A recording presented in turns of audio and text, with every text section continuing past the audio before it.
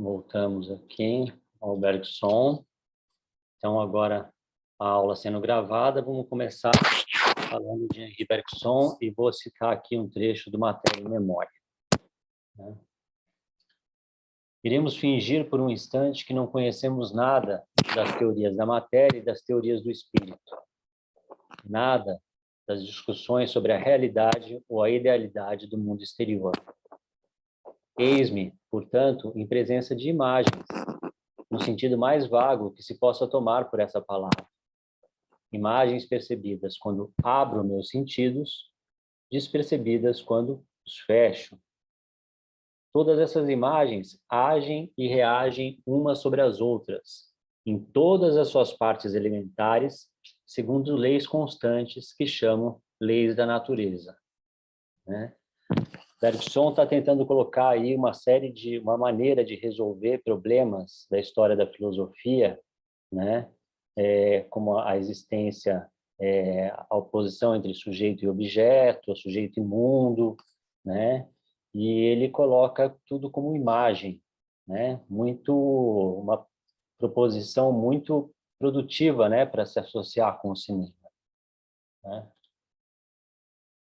Aí ele continua: no entanto, há uma imagem que prevalece sobre as demais, na medida em que a conheço não apenas de fora, mediante percepções, mas também de dentro. É meu corpo, Ou seja, não só existem as imagens, que são aquelas que, quando eu abro meus olhos ou quando eu ouço coisas, etc., que ele está chamando tudo de imagens, mas também existe uma imagem, que para cada um prevalece, que é o que ele chama de corpo. Então, quer dizer, temos uma interação entre a imagem e corpo e as imagens do mundo. Aí temos duas definições provisórias logo no início, Está logo no início do Matéria e Memória, Chamo de matéria o conjunto das imagens e de percepção da matéria essas mesmas imagens relacionadas à ação possível de uma imagem determinada, meu corpo, Ou seja, existe o mundo, a matéria, do mundo, que ele chama de conjunto de imagens, e a percepção dessa matéria por essa imagem determinada, que é o corpo de cada um.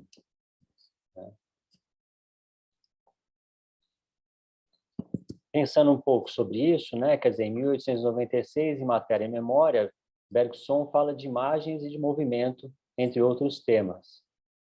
O recém-nascido cinema poderia ter sido mencionado na confecção dessas teorias, mas o pensador não fala sobre isso no livro. Então, quer dizer, ele fala sobre imagens, movimento, mas isso não é associado ao cinema que estava em seu estado nascente ali. Deleuze, que não é um dos pensadores que a gente vai abordar nesse curso de difusão, eu pretendo fazer possivelmente um segundo curso de difusão para a gente falar de pensadores posteriores a Bergson, Merleau-Ponty, Sartre, Bazin, que nós falaremos, ainda, mas eu acho importante fazer uma menção aqui a Deleuze, porque Deleuze vai tomar esse capítulo, especialmente do Matéria e Memória, como uma das bases, para o que ele vai pensar a respeito do cinema, Deleuze, como provavelmente vocês sabem, tem dois livros, importantes, para pensar a relação entre a filosofia e o cinema, que é o Imagem e Movimento e Imagem e Tempo, um lançado em 83 e outro em 85, muito citado, livros de leitura difícil, muitas vezes, para quem não compartilha do vocabulário deleuziano ou está chegando a Deleuze, mas que tem algumas dicas que eu posso dar, inclusive, para vocês de como ler, algumas sugestões de caminho de leitura. Uma das sugestões que eu dou é justamente ler esse primeiro capítulo do Matéria e Memória, e depois, abrirem o Imagem e Movimento e irem para o capítulo 4. No capítulo 4 do Imagem e Movimento, junto com o capítulo 1 do Matéria e Memória, vocês vão conseguir fazer uma série de intersecções, né? Em relação já ao Imagem e Tempo, vai ser um pouco mais coisas que eu vou falar do Bergson hoje, né? E um texto do Bazin também, que podem auxiliar na leitura dos livros, né? Outra maneira também de entrar nesses livros, né, são as entrevistas, né, coletadas nesse Conversações, né? Um livro que reúne conversas, né? Desde 72 a 90, e tem 2 capítulos ali, né? Tem um dedicado ao Imagem e Tempo e outro ao Imagem e Movimento, né? Então, são pequenas introduções aos livros, né? Que também podem auxiliar a leitura daqueles que quiserem se aventurar por esses livros do Deleuze, né? Diz ele nas conversações, né? É verdade que os filósofos se ocuparam pouco do cinema, mesmo quando o frequentavam. E, no entanto, há uma coincidência. É ao mesmo tempo que o cinema surge que a filosofia se esforça em pensar o movimento. Mas talvez essa seja a razão pela qual a filosofia não atribui suficiente importância ao cinema. Ela quer pôr o movimento no pensamento, como o cinema põe na imagem. Há uma independência dessas duas pesquisas, né? Então, justamente porque se hoje é fácil, por exemplo, na França, encontrarmos uma série de autores que tematizam o cinema, como Rancière, Alain Badiou, né? Entre outros, Didier Berman, né? Vários filósofos que se dedicam a falar também do cinema hoje, né? No começo não foi bem assim. E, para Deleuze, tem relação com isso, né? Como pensar o movimento, né? Pela independência das pesquisas, né? Pelo menos é o que ele diz no Conversações. Ainda nas Conversações, uma entrevista para Cahiers de Cinéma, né? A revista, né? A principal revista de crítica cinematográfica da França, tem várias, mas, enfim, a principal, né? O Deleuze fala, né, o primeiro capítulo de Matéria e Memória, eu li trecho para vocês, desenvolve uma espantosa concepção da fotografia e do movimento no cinema, e suas relações com as coisas. Quer dizer, para Deleuze há uma espantosa concepção da fotografia e do movimento no cinema. Só que, de fato, né, Bergson não fala de cinema em Matéria e Memória, né? Aí, um trechinho aqui do Imagem e Movimento de Deleuze, para vocês verem a coincidência, né, com o que eu acabei de ler do Matéria e Memória. Chamemos de imagem ao conjunto do que aparece. Quer dizer, mesma relação, né? Bergson falava conjunto de imagens. Esse conjunto infinito de todas as imagens constitui uma espécie de plano de imanência, né? A imagem é matéria. O universo material, o plano de imanência, é o agenciamento maquínico das imagens-movimento. Aí um extraordinário avanço de Bergson sobre o tempo. É o universo como cinema em si, né? É como se o universo fosse um grande cinema, né, de imagem, ou seja, um mundo feito de imagens, um universo feito de imagens.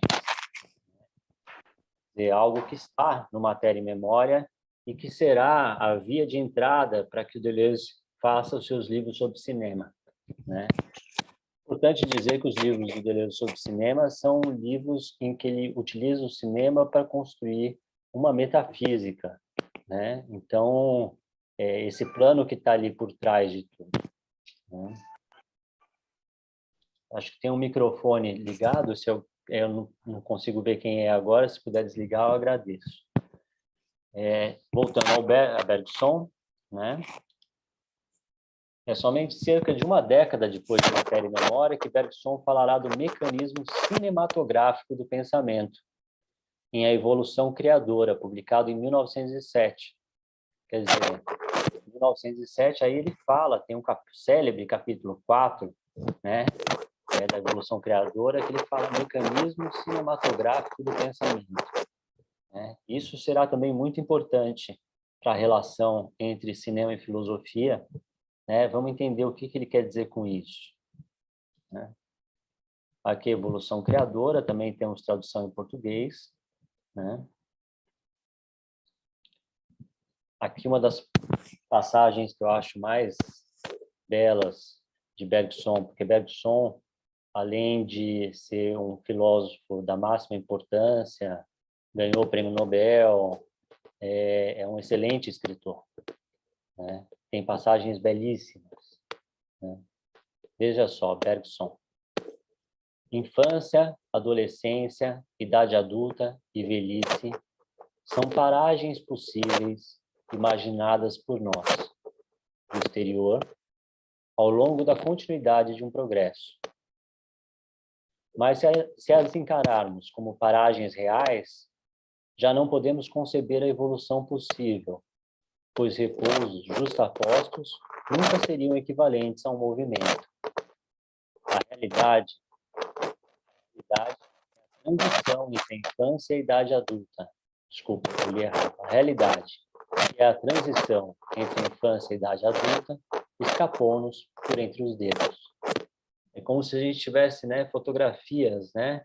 Infância, adolescência, idade adulta, velhice, né? Como se fosse que a gente entendesse, né, do exterior essa continuidade de um processo, né, de um progresso da vida, né? Só que para ele essas paragens não dão conta, né, do que é a transição, o que é o tornar-se, o que é o devenir, né, entre a infância, né, a adolescência, a idade adulta e velhice.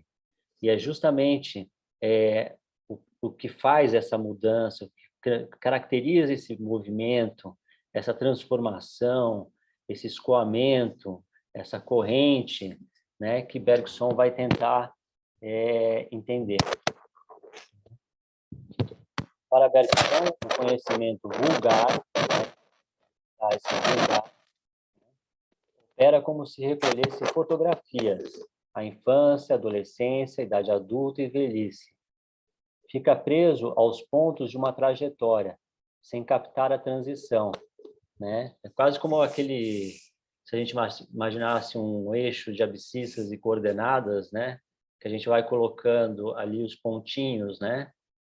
Mas não vai entendendo como se dá a transformação entre eles. Por oposição a esse conhecimento que ele chama de vulgar, né? Temos um conhecimento verdadeiro. O conhecimento verdadeiro, para Bergson, é aquele que está ligado ao tempo. O real é caracterizado pela transição, pelo processo. Devir é uma tradução da palavra devenir, né, em francês, que ela tanto é um nome, né, devir, como ela é um verbo, tornar-se, né? Então é importante vocês entenderem essa, acho que é só essa explicação do significado da palavra em francês já dá conta, um tanto talvez intuitivamente, do que ela significa. O que importa para Bergson é que estamos em perpétuo movimento, transição, processo. Né? Aí a relação, né, entre cinema e conhecimento. Né, o mecanismo, afinal de contas, né, se chama mecanismo cinematográfico do conhecimento, né, o capítulo que a gente está falando. Né? Importante dizer, né, que Bergson não escreveu sobre o cinema tal como entendemos hoje. Claro, isso não quer dizer que ele não frequentou as salas de cinema. No entanto, apesar de muito citado para falar da relação entre filosofia e cinema, o que ele de fato escreveu foi sobre a relação, né, entre o conhecimento e o cinematógrafo, no célebre capítulo 4 da Evolução Criadora. Professor, Sim? desculpe interromper. Tem algum ruído? Alguém colocou também um comentário aqui, alguns comentários no chat. A gente está ouvindo um ruído que eu acho que talvez seja algum papel em cima do seu próprio computador, não sei. Do teclado ou tocando, não sei. É mesmo? ou, ou do microfone, não sei, porque estão todos os microfones fechados, está tendo algum ruidinho. Tem um pessoal comentando, não sei como. Será que são os botões da camisa batendo? Pode ser. Talvez, alguma coisa está batendo no seu próprio microfone, parece. Pode ser. Deixa eu abrir aqui Desculpa minha... interromper aí, que estava bastante gente comentando e Não, estava incomodando. não tem problema algum. Vou aqui puxar as mangas e vamos ver se melhora, tá? Se não melhorar, por favor, avisem, porque realmente é incômodo assim ficar prestar atenção num conhecimento tão fino quanto o do Bergson e um ruído ali atrapalhando tudo, né? Tá joia, obrigado. Eu que agradeço. Bom, para compreender isso, o primeiro passo é observar que trata-se do aparelho de projeção cinematográfica, o cinematógrafo, né, como ele chama, que interessa a Bergson, não a câmera de filmagem, né?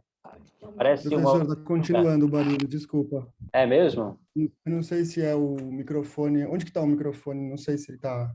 É o microfone do próprio computador, na verdade, né? Será que... Ó, parei tudo. Continua o ruído? Não, agora parou o ruído. É. Se eu encostar aqui, ó, vou mexer aqui no teclado aqui. Só Não fez ruído. não fez ruído. Não é o teclado. Tá, Tá. Vamos tentar mais um pouquinho, senão eu dou um restart aqui e a gente entra na aula, tá bom? Né? beleza. Vamos lá. Para compreender isso, o primeiro passo é observar que trata-se do aparelho de projeção, né? O cinematógrafo que interessa a Bergson, não a câmera de filmagem, né? Parece uma bobagem, como eu dizia, chamar atenção para isso, né? Mas de fato é importante entender, né? Então, não se trata da câmera, como a gente vê aqui, né? O grande cineasta Michelangelo Antonioni, né? Filmando os Zabriskie Point, segurando uma câmera, né? Mas se trata do aparelho de projeção, né? Do projetor, né? Que aqui a gente vê numa cena de um filme do Wim Wenders, né? Belíssimo filme do Wim Wenders também. Então, estamos falando do aparelho de projeção, do projetor, né? O segundo passo, né, para entender o que ele quer dizer com isso, né, é observar que o cinematógrafo deve ser visto como uma analogia. O que Bergson quer explicar é o mecanismo do conhecimento vulgar e, para tanto, faz uma analogia com o projetor de cinema, isto é, com o cinematógrafo, como ele chama, né? É uma analogia. Isso é fundamental. O que ele quer entender é como funciona o conhecimento vulgar, né? Depois, como veremos, isso será utilizado pelo cinema, né? Para pensar o cinema. Mas o que ele tem em vista na evolução criadora é o conhecimento vulgar, né? Um terceiro passo é conectar o conceito de cinematógrafo com o de caleidoscópio, que é outra analogia bergsoniana, né? Estamos aqui montando, né, os elementos dessa abordagem bergsoniana, né? Coloquei até algumas imagens de gosto duvidoso aqui, só para não esquecermos, né? Então, o caleidoscópio, né? O que ele chama de caleidoscópio? Cada um dos nossos atos, deixa eu admitir aqui uma pessoa entrando, cada um dos nossos atos visa uma certa inserção da nossa vontade na realidade. Ocorre entre os nossos corpos e os outros corpos um arranjo comparável àquele que compõe os pedacinhos de vidro de um caleidoscópio. A nossa atividade vai de um arranjo para um rearranjo, para um rearranjo, para um rearranjo, vendo apenas a nova figura, né? Então, nossos atos visam uma inserção da nossa vontade na realidade, né? Existem vários arranjos, né, em seguida, né, comparáveis aos pedacinhos de vidro de um caleidoscópio, né? Só que é como se a gente prestasse atenção só na imagem daquele momento feita no caleidoscópio, né? Opa, voltar aqui. agimos visando inserir nossa vontade na realidade. Ao agirmos, temos entre os nossos corpos e os outros um arranjo, né, analogia de Bergson, comparável ao arranjo momentâneo dos pedacinhos de vidro do caleidoscópio. Vocês veem aqui nessas imagens que são diferentes entre si, né? Assim, seguimos agindo, e de uma atividade para outra, de um arranjo para outro arranjo, vemos apenas a nova figura, né? O que é um mecanismo cinematográfico, entre aspas, né, do pensamento, né, do conhecimento vulgar, né? O que o conhecimento vulgar faz com essas figuras, né, que na analogia são essas formações do caleidoscópio? O conhecimento vulgar, como num projetor de cinema, né? Como num projetor de cinema, podemos dizer que, na perspectiva de Bergson, ele cria uma ilusão de movimento. Em outras palavras, assim como, é uma analogia, né? Assim como o projetor do cinema faz desfilar imagens estáticas impressas na película, criando a ilusão do movimento, o conhecimento vulgar também tem um mecanismo ilusório. Como vocês sabem, né, quando você coloca um filme no projetor, né, são vários fotogramas, né, separados, são 24 fotografias por segundo, né, e essas 24 fotografias são projetadas, né, e por conta da persistência na retina, a gente tem uma ilusão de movimento, né? O que Bergson está propondo é que ocorre algo semelhante em relação ao conhecimento vulgar, né? Ou seja, né, é como se ele pegasse pedaços, né, das nossas, né, dos arranjos que nossas ações e reações vão tendo e aplicasse um outro tipo de movimento, né? Suponhamos, né, diz ele, né, nesse livro, né, no 4º capítulo. Suponhamos que se pretenda reproduzir o movimento de um regimento em uma tela. O que o cinematógrafo faz? Com fotografias, cada uma das quais representando o regimento em uma atitude imóvel, reconstitui a mobilidade do movimento que passa. Ou seja, tivemos 24 fotografias por segundo, né, que de fato estão imóveis, né, na película, ali no rolo do filme, né, mas projetadas no projetor, né, reconstitui uma mobilidade, né, uma ilusão de mobilidade, né? No projetor de cinema, né, o cinematógrafo, o processo constitui extrair de todos os movimentos singulares fixados em fotografia um outro movimento, que nas palavras de Bergson é um movimento em geral, impessoal, abstrato e simples, né? Para o pensador, ao proceder desse modo, não nos colocamos no devir, vejam a palavra de novo, interior das coisas. Ao contrário, colocamos-nos fora delas, fora das coisas, para recompor o seu devir artificialmente. O pensador busca o tempo aqui não do ponto de vista quantitativo, no qual podemos mensurar e efetuar uma ação, mas do ponto de vista qualitativo, né? Existe uma oposição muito importante em Bergson, que é entre tempo e duração, né? Existe o tempo quantitativo da física, né? Que é para que nós possamos agir, né, em relação ao mundo, né? E para a ciência, por exemplo, é muito importante que se haja em relação ao mundo, né? Mas existe o tempo do que ele chama duração, né? Que a gente pode perceber de uma maneira, por exemplo, o quanto o tempo subjetivo, né, é diferente do tempo objetivo, né? Quanto o tempo qualitativo é diferente do tempo quantitativo, né? Quando você está diante de algo que parece durar muito mais tempo do que dura, né, por exemplo, em algumas situações, ou situações que demoraram muito tempo do ponto de vista quantitativo, né, mas que do ponto de vista qualitativo parecem condensadas, né? Elas parecem ter uma duração muito menor. Então, essa oposição entre o tempo físico, quantitativo, e a duração é importante em Bergson, e a gente já está começando a entendê-la aqui por esses dados que eu estou passando para vocês, né? Diz ele, o artifício da nossa percepção, tal como o da nossa inteligência, tal como o da nossa linguagem, né? Percepção, inteligência e linguagem, consiste em extrair dessas três formas de devir a representação única do devir em geral, do devir indeterminado, simples abstração que por si só nada diz, e na qual é até raro pensarmos.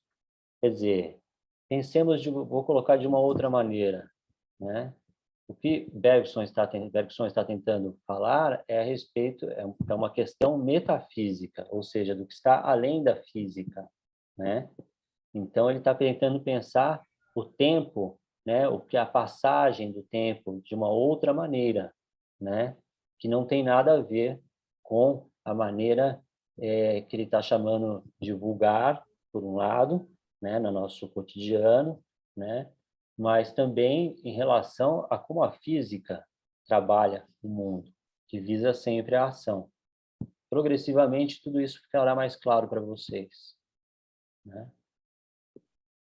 Bergson visa problematizar a conceituação científica do tempo como abstrato, homogêneo e matemático, composto de instantes quaisquer. Quer questionar o modelo espaço-temporal privilegiado pela física, na qual o tempo aparece como uma dimensão, né? Na qual uma sucessão de configurações instantâneas do universo pode ser recompor artificialmente, né? Quer dizer, do ponto de vista físico, né, um segundo não terá diferença do outro segundo, que não terá diferença do outro segundo, do ponto de vista da ação, né? No entanto, do ponto de vista da duração, que é a perspectiva bergsoniana, né, existe diferença, né? Diz ele, a ciência moderna age de acordo com o método cinematográfico, e aí vocês entendem a analogia, né? Não é que ele esteja falando exatamente de cinema, né? Ele está falando de como procede o conhecimento, né?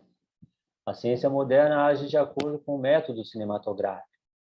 Não pode proceder de outra maneira.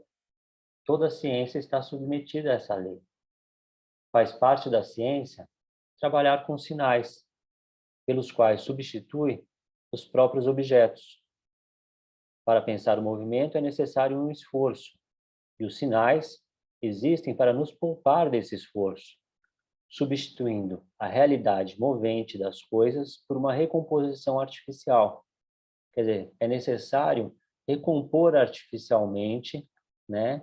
Isso que seria a realidade mais profunda da nossa realidade, a verdade mais profunda de tudo, né?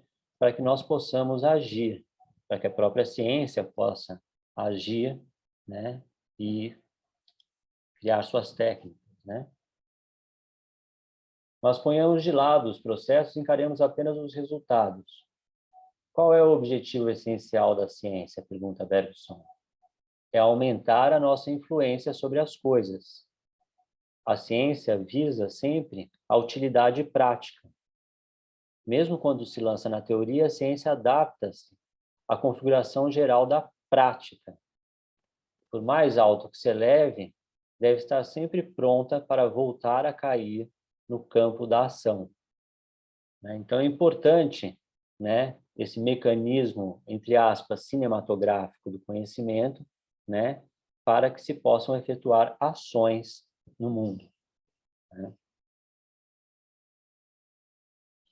A Bergson, como vocês podem ver, né, é um projeto construtivo de natureza cosmológica, né, no qual se trata, né, de pensar o universo fora dos esquemas habituais que visam a utilidade prática, né? Quer ver se o universo, né, pensar o universo, né, pensar o cosmos, né, a natureza do cosmos, a lógica do cosmos, fora dos esquemas da utilidade prática, E pensar fora dos esquemas da utilidade prática é chegar ao que há de mais real dentro do real, para Bergson. Aí eu pego um comentário do professor Franklin Leopoldo e Silva, né? Professor que se dedicou a Bergson, professor do Departamento de Filosofia, que se dedicou a Bergson, né? Que tem escrito ensaios, livro importante sobre Bergson, que depois eu passarei para vocês na bibliografia, né? E que resume um pouco essas questões todas, né? E vai nos levar à arte. O que percebemos vulgarmente na ciência do tempo são instantes que se sucedem como pontos de uma linha imaginária. Mas o que se dá entre os pontos, né? Lembremos, né? A infância, idade adulta, né? Assim por diante, né? O que se dá entre os pontos, o processo pelo qual o objeto muda, transformando-se em seu evoluir temporal, isso não percebemos. E é esse, para Bergson, a característica mais profunda da realidade, né? Esse evoluir temporal. O ser, né? O que verdadeiramente existe, são mobilidade, mudança, devir. Isto é, contínuo fluxo temporal. É isso que existe para Bergson, né? Devir, processo. Para que o ser humano domine o real, ele precisa ordenar a realidade do ponto de vista da prática, de modo a agir. No entanto, as necessidades humanas só permitem conhecer o que é a realidade para nós, né? Essa questão da prática, e não por ela, né? Ou seja, não o que a realidade é por si. Isto é, as necessidades humanas não possibilitam conhecer a realidade em vista do que ela é em si mesma, né? Porque nós ordenamos a realidade graças a esse mecanismo, entre aspas, cinematográfico do conhecimento, do ponto de vista da prática, né? Ora, se a percepção habitual, né, nossa percepção ordinária, né, comum, e o intelecto prático, né, não são os meios de aproximar-se da realidade como devir, como então o faremos, né? Essa é a pergunta, né? Segundo Bergson, por uma percepção alargada e aprofundada. Vejam bem, né? Há uma percepção habitual e há uma outra percepção que é alargada e aprofundada, né? Que é ela, né?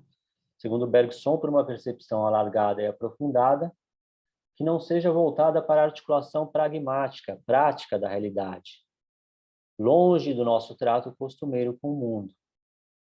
Que isso é possível, prova-o a arte, né? A arte é muito importante para Bergson, né? O artista tem esse privilégio, né, de conseguir ter essa percepção alargada e aprofundada, no qual ele chega no ser mais profundo da realidade, né? Porque ao pensar artístico, fazer artístico, tem a ver com um certo desligamento dessa percepção habitual, desse intelecto prático.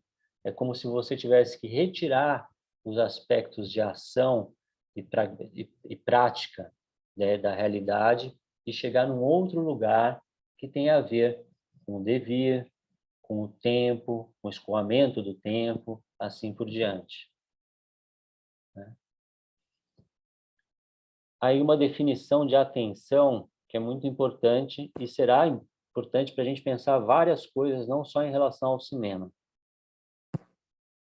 A atenção, né, aqui uma definição, né, é o mecanismo seletor da percepção e é ela que faz com que vejamos no real apenas aquilo que preenche nossas expectativas de ação. Trata-se de uma tensão e um esforço para que os homens se mantenham na condição de senhor das coisas, né, para que o homem se mantenha na condição de senhor das coisas e usuário da natureza, né? Isso né, na percepção habitual e no conhecimento prático, né, a atenção é um mecanismo muito importante, né? A gente pode pensar o quanto a nossa atenção, né, hoje, como dizer, tenta-se capturar a nossa atenção o tempo todo, via redes sociais, via internet, né? Uma captura da atenção, né? Para que a gente permaneça nesse estado de tensão e de esforço, né? O tempo todo. A condição da arte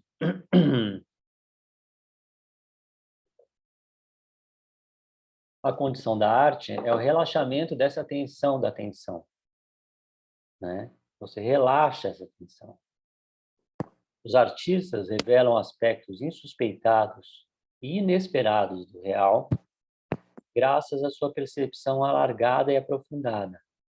Isto é, devido a uma indeterminação do foco de atenção, né?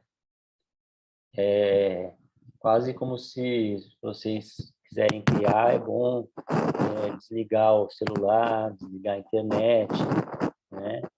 Entre outras coisas, né, que ficam chamando a atenção, né, potencializando, né, essa atenção, esse esforço, essa tensão, né, atenção, tensão, né, e para buscar uma espécie de indeterminação do foco da atenção, no qual se acessa um ser mais profundo da realidade, que tem relação com o tempo, né, com o devir, né? Esse relaxamento, né, permite que a gente acesse lugares mais profundos. E a arte, assim, ou a boa arte, assim procede, né? As obras de arte, uma vez realizadas, poderão ser reconhecidas na nossa percepção comum como portadoras da verdade, porque reconhecemos nelas aquilo que direito podemos perceber, não fossem os critérios pragmáticos habituais. Reconhecer a verdade é perceber aquilo que o real tem de mais íntimo e essencial, o tempo, a duração, né? Então, quando a gente, quer dizer, não é só o artista, né? Nós mesmos, ao estarmos diante da obra de arte, né? Se conseguirmos, né, se entrarmos nela, é como se nossos critérios pragmáticos habituais se relaxassem de certa maneira, né? E a gente reconhecesse aquilo que a gente de direito, porque todos podem reconhecer aquilo que de direito podemos perceber, né? Vou aqui dar 2 exemplos, né, que eu acho que podem ser bem interessantes aí para pensar, e aí eu estou saindo de Bergson, mas eu acho que podem ser interessantes para a gente pensar a respeito disso, né? O primeiro exemplo vem da literatura, né, Carlos Drummond de Andrade, né, no seu famoso, né, A Máquina do Mundo, né, que está no Claro Enigma, de 51. E como eu palmilhasse, né, está aqui um trechinho, como eu palmilhasse vagamente uma estrada de Minas pedregosa, e no fecho da tarde um sino rouco se misturasse ao som de meus sapatos, que era pausado e seco, e as aves pairassem no céu de chumbo, e suas formas pretas lentamente se fossem diluindo na escuridão maior, vinda dos montes e de meu próprio ser desenganado, a máquina do mundo se abriu, né? É como aqui é um trecho só, né, desse poema fundamental, A Máquina do Mundo, né, no qual o poeta, né, ouvindo um sino, né, fecho da tarde, um sino rouco, Bergson vai falar sobre sinos também para entender a duração, né, e como se ele pudesse ver a máquina do mundo, né, como se apresentasse o mundo tal como ele é, né, num certo momento, né? Quem fará uma leitura bergsoniana, né, não só bergsoniana, mas valendo-se de Bergson também, desse poema, é o professor José Miguel Wisnik, no seu livro A Maquinação do Mundo, que tem uma análise e interpretação brilhante, talvez definitiva, a meu ver definitiva, né, desse poema, né, que justamente se abre a máquina do mundo. Né. Um segundo exemplo, né, que já deve ter ocorrido a alguns de vocês enquanto eu falava de Bergson, né, é de Tarkovsky, né, cineasta russo, né, que justamente escreveu, né, tem esse livro, né, Esculpir o Tempo, né? O tempo é uma questão fundamental dentro do cinema e do pensamento de Tarkovsky a respeito da arte, né? Diz Tarkovsky: acredito que o que leva normalmente as pessoas ao cinema é o tempo. Olha só vocês. Ao comprar seu ingresso, é como se o espectador estivesse procurando preencher os vazios da sua própria existência, lançando-se numa busca do tempo perdido, né? O tempo perdido aqui não está por acaso, né, colocado pelo Tarkovsky. Tarkovsky ele cita Proust, né, autor, né, de volumes, né, Em Busca do Tempo Perdido, né. Tarkovsky foi leitor de Proust, né. Mas vejam que beleza isso, né? O que levar as pessoas ao cinema é o tempo, né? Ao comprar seu ingresso é como se o espectador estivesse procurando preencher os vazios da sua própria existência, lançando-se numa busca do tempo perdido, né? Ir ao cinema por conta do tempo, né? Em outras palavras, podemos dizer que o espectador que vai redescobrir o tempo, né? Que é o título, né? Também do último volume da Em Busca do Tempo Perdido, que é o Tempo Redescoberto, né? Em outras palavras, podemos dizer que o espectador que vai redescobrir o tempo numa sessão de cinema busca estabelecer uma relação com a memória, né, que tem a ver com o passado do cineasta e o passado do espectador, e com a própria experiência do tempo, o tempo que passa, né? Aí temos uma relação forte com Bergson, né? Essa experiência do tempo. E os filmes do Tarkovsky, para aqueles que já tiveram a oportunidade de vê-los, né, são experiências temporais, né? O Tarkovsky ele articula o seu filme não de uma maneira em que todas as peças estejam encaixadas dentro desse modelo, vamos dizer, pragmático, né, da existência, né? Ele pensa em termos de percepção alargada e aprofundada. Num certo sentido, ele é profundamente bergsoniano, né? Abro aqui um parênteses antes de abrir para... É um terceiro exemplo, na verdade, mas aí foge um pouco do Bergson, mas eu não resisti. Então, eu vou colocar esse parênteses aqui, que são umas fotos para a gente pensar também, né? São as Brown Sisters, né? Do Nicholas Nixon, né? O Nicholas Nixon era casado com uma das irmãs Brown e ele sempre fotografou as irmãs Brown, né, ao longo de décadas, né, sempre na mesma posição, né? Poderíamos, no primeiro momento, falar, né, o que ele fotografou, né, são aquilo que o Bergson comentou lá atrás, né, infância, adolescência, né, adulto, velhice, né? Foi isso que ele fez, né, fotografando uma vez por ano. No entanto, vistas em conjunto, essas imagens, né, elas me parecem que elas de fato, né, e posso estar aqui abusando da subjetividade, que elas de fato nos levam à percepção alargada do tempo, do devir, embora sejam imagens estáticas. Eu vou colocar elas para vocês, 4 delas, são várias, né, e vale a pena procurar depois vê-las todas, e fica para vocês aí o que vocês acham, né? Então, aqui as irmãs, né? 1976, né? Sempre na mesma ordem elas estarão, né? Depois elas em 1988. Depois elas em 2005. Depois elas em 2013. Vou voltar aqui, fazer uma sugestão do olhar. Escolham uma delas. Escolheram, agora fiquem sempre olhando para ela na posição.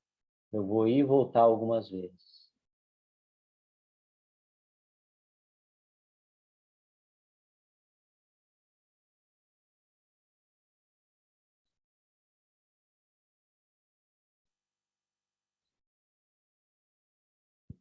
Enfim, esse é um parênteses que vale a pena para que a gente possa refletir. Vamos agora à segunda parte da aula, né? Bergson é um autor que permite tantas coisas, né, para ser falada, mas eu vou ter que abreviá-lo, faz parte do nosso curso aqui, que é um curso panorâmico e didático, né? Vamos lá.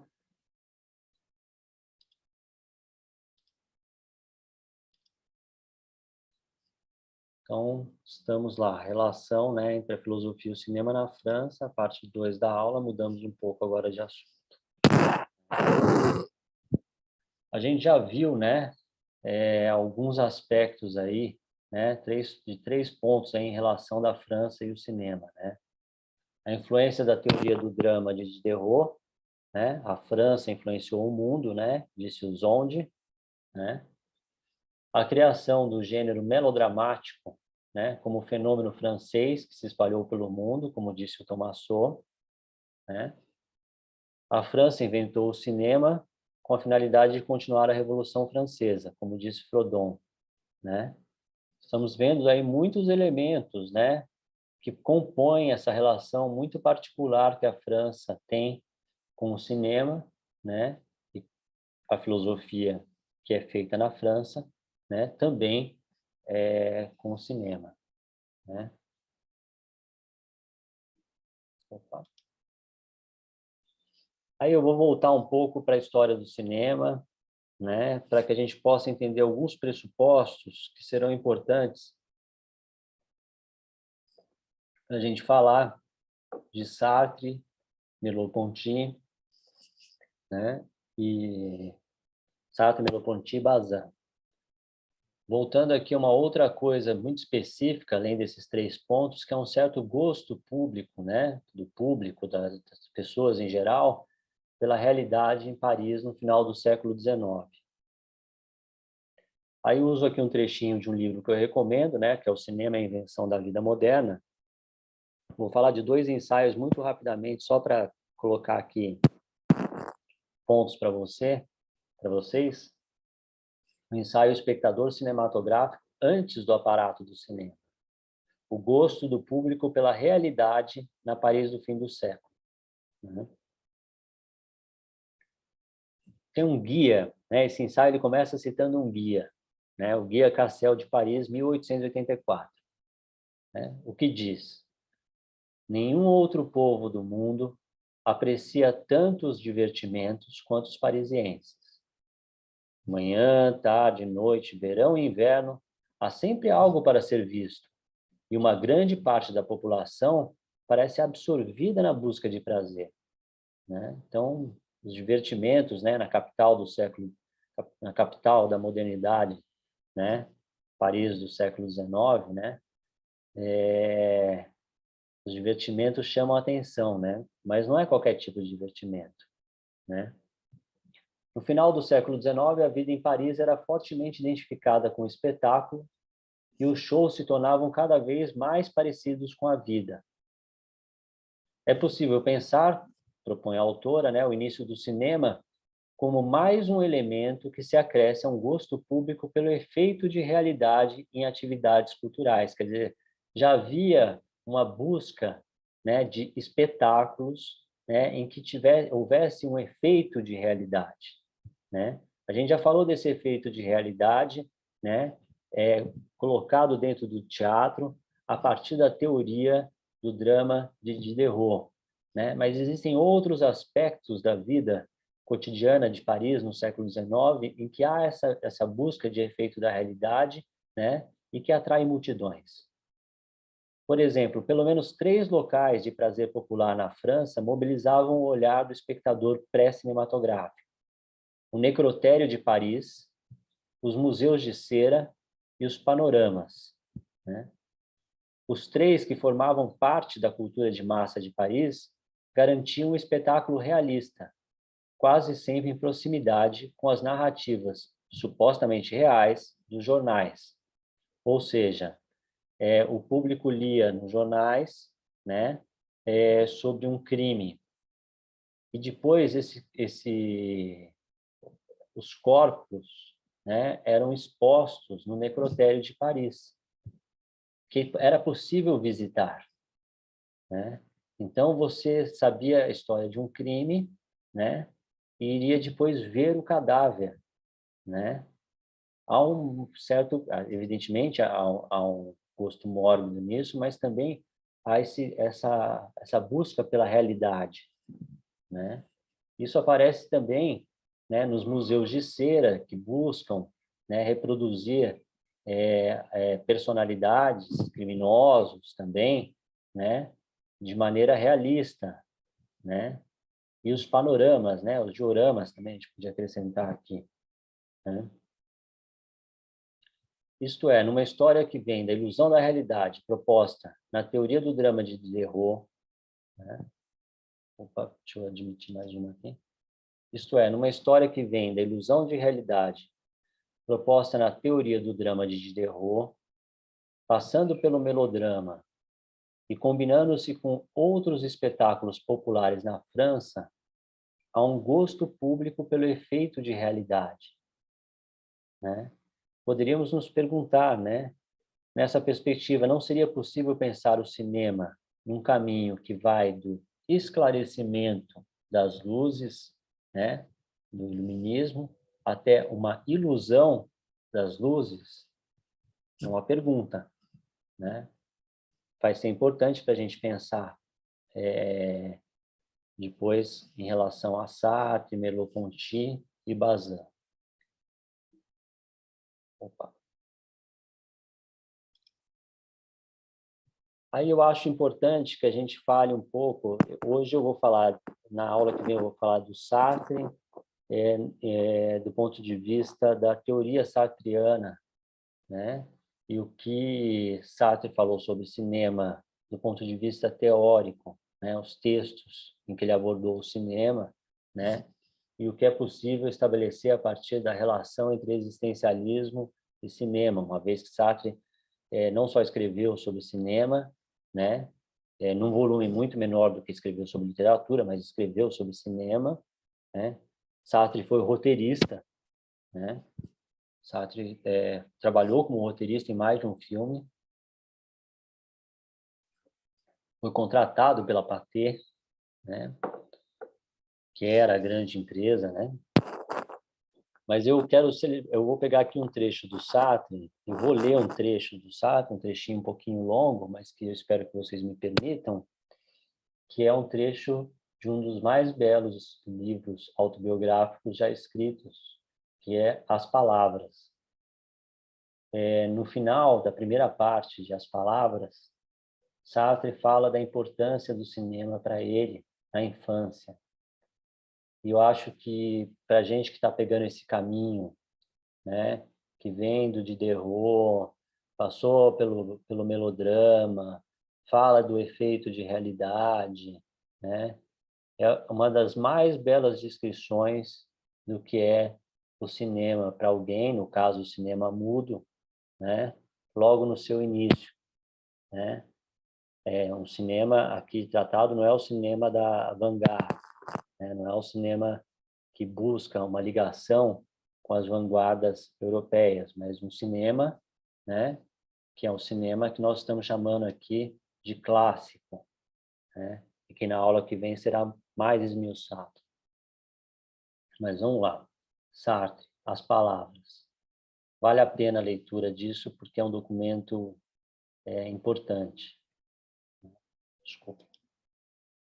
Aqui As Palavras, temos uma tradução, né, do Jacob Ginsburg, né, livro de 1964. Vamos lá. Sartre falando. Os burgueses do século passado jamais esqueceram sua primeira noite no teatro, e seus escritores se incumbiram de relatar as circunstâncias. Né? Quer dizer, se escreveu, né? Os burgueses escreveram, né, sobre o teatro, como foi ir ao teatro, né? E a gente viu, né, a passagem de um teatro aristocrático para o teatro burguês. Aí diz Sartre: desafio meus contemporâneos a citar a data de seu primeiro encontro com o cinema. Entramos às cegas em um século sem tradições, quer dizer, o século XX, que havia de sobressair sobre os outros por seus maus modos. E a nova arte, a arte plebeia, prefigurava a nossa barbárie. Nascida em um covil de ladrões, incluída por portaria administrativa entre os divertimentos de feira, apresentava costumes popularescos que escandalizavam as pessoas sérias. Era a diversão das mulheres e das crianças. Nós a adorávamos, minha mãe e eu, mas quase não pensávamos nela e nunca falávamos dela. Fala-se do pão, se este não falta? Quando nos demos conta de sua existência, havia muito que se tornara a nossa principal necessidade. Né? Sartre nasceu em 1905, né? Ele está descrevendo as sessões de cinema mais ou menos de 1912, por aí. Nos dias de chuva, minha mãe me perguntava o que eu desejava fazer. Hesitávamos. No último momento, com uma negligência calculada, decidíamos entrar numa sala de projeção. Meu avô aparecia à porta de seu gabinete quando abríamos a do apartamento. Indagava: onde vocês vão, crianças? Ao cinema, dizia minha mãe. Ele franzia as sobrancelhas. Ele nos deixava partir, dando de ombros. Diria na quinta-feira seguinte ao senhor Simonot, que é um colaborador do avô, né? Vejamos, Simonot, você que é um homem sério, você compreende isso? Minha filha leva meu neto ao cinema. E o senhor Simonot responderia com a voz conciliadora: eu nunca fui, mas minha mulher vai às vezes. Ou seja, vejam o valor, né, que o cinema tinha, né, para o avô do Sartre, né? O pai do Sartre faleceu, não é presente na vida inicial do Sartre, né? O avô, né, e a mãe que são muito presentes ali. Aí ele escreve a sessão, né? A sessão já começara. Seguíamos a indicadora cambaleando. Eu me sentia clandestino. Acima de nossas cabeças, um feixe de luz branca atravessava a sala. Via-se dançar nele, nesse feixe, né, poeira, fumaça. Um piano rinchava, porque tinham pianos, né, durante a sessão, o cinema não era exatamente mudo, né? O piano rinchava, peras violetas luziam na parede. O odor de verniz, de desinfetante, picava minha garganta. Eu raspava minhas costas em joelhos, né? Da maneira que está sentado. Sentava-se num assento rangente. Minha mãe introduzia uma coberta dobrada sobre minhas nádegas a fim de me alçar, quer dizer, para ele poder ver, né? Por fim, eu olhava a tela. Descobri um giz fluorescente, paisagens pestanejantes, raiadas de aguaceiros. Chovia sempre, mesmo em pleno sol, mesmo nos apartamentos. Ele está se referindo a isso da maneira literária, né? ao modo como os grãos apareciam na tela, né? A imagem ela não tinha a mesma nitidez que tem hoje, né? Havia uma granulação, né? Diferente, né? Que ele está aqui dizendo como aguaceiro, chovia sempre, mesmo no sol, né? E aí ele conta uma coisa que é curiosíssima, né? Do ponto de vista literário, às vezes um asteroide em chamas cruzava o salão de uma baronesa sem que ela parecesse espantada, né? É que às vezes o filme ele vai ter uns furos nele, né? E aí a luz passa, né? E como se fosse, ele chama aqui de um asteroide em chamas, né? Que passava pelo salão da baronesa e ela nem prestava atenção, porque de fato isso não estava dentro do filme, né? Estava na projeção. Enfim, diz ele, eu amava esta chuva, essa inquietação sem repouso. Aí acabava a primeira parte da sessão, né? Fim da primeira parte. Era brusca desintoxicação. A luz, né? Acendeu a luz. Onde me encontrava eu? Não havia o menor ornamento. Fileiras de assentos suplementares que deixavam transparecer por baixo as molas. Paredes borradas de ocre. Um assoalho juncado de tocos de cigarro e de escarros. Rumores abafados enchiam a sala. Reinventava-se a linguagem, né? Cinema mudo, música. As pessoas esfregavam os olhos, cada qual descobria seus vizinhos. Soldados, domésticas do bairro, um velho ossudo mascava tabaco, operários cabeludos riam alto. Todo esse mundo não era o nosso mundo, quer dizer, o mundo dele, né? Sartre, sua mãe, seu avô, né? Felizmente, pousados de espaço em espaço sobre essa plateia de cabeças, grandes chapéus palpitantes tranquilizavam, né? Talvez mais próximos, né, do mundo de Sartre e sua mãe. A meu defunto pai, a meu avô, familiares dos balcões de segunda, a hierarquia social do teatro dera o gosto pelo cerimonial. Quando muitos homens estão juntos, cumpre separá-los por meio de ritos, ou então eles se chacinam. O cinema provocava o contrário, né? O contrário do teatro, né? Desse tipo de teatro. Né? Mais do que uma festa, o seu público tão mesclado parecia reunido por uma catástrofe. Morta, a etiqueta desmascarava, enfim, o verdadeiro vínculo dos homens, a aderência. E daí diz ele, tomei aversão pelas cerimônias, adorei as multidões, né? Ele vai falar num outro texto, né? Cinema, arte das multidões. Vi multidões de toda espécie, porém nunca mais encontrei aquela nudez, aquela presença sem recuo de cada um em todos, aquele sonho desperto, aquela consciência obscura do perigo de ser homem, exceto em 1940 no Stalag 12D, né, que é o campo de prisioneiros onde o Sartre ficou preso. No desconforto igualitário das salas de bairro, aprendera que a nova arte, o cinema, pertencia a mim como a todos. Éramos da mesma idade mental. Eu tinha 7 anos e sabia ler, ela 12 e não sabia falar. Dizia-se que estava em seus primórdios, que havia de progredir. Eu pensava que cresceríamos juntos. Não esqueci nossa infância em comum. Né? Quer dizer, ele está falando, na verdade, ele fala com 12 anos, né? Pensando em 1900, na verdade. Né? Aqui é 1912. Né? Mas o que importa aqui, que eu acho interessante, né, é que estavam como se eles fossem crescendo juntos, né? E esse cinema que cresce junto na França, né? Junto daquele que por muito tempo foi considerado o grande filósofo francês, né, o Sartre, no século XX, né? Não esqueci nossa infância em comum, né? Ele que sabia ler e ela que não sabia falar, né?